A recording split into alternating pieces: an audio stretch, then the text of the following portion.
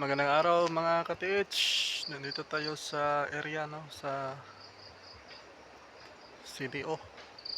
So meron tayong sinorbe dito na treasure sign. So ito yung ipapakita ko sa inyo mga ka-TH na sign. So ito yon mga ka-TH na sign. Isang telescopic sign. Yan. So telescopic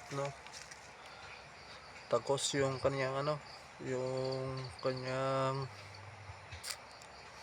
butas papunta doon sa kabila. So ito yung sa harap niya.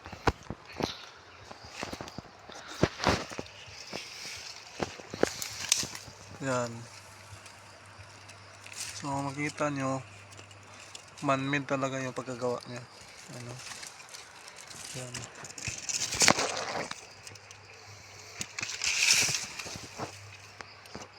Dito papagawa yung niya, i-engrave ng sign.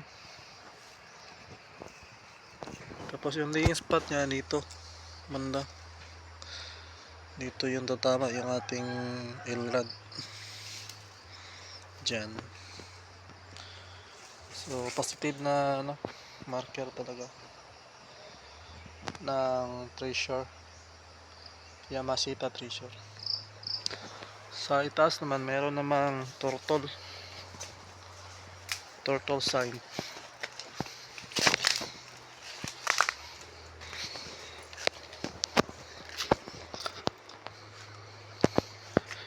Yan po yung ulo ng turtle tsaka yung katawan niya. Yan. Yung kaniyang likod, yung katawan, yung ulo. Turtle talaga sa mga ka-TH yung kanyang sign. Yan. Dito yung yung literal dito yung kanyang detection ng emerald. Yan. So napaganda ng ka-TH na mga sign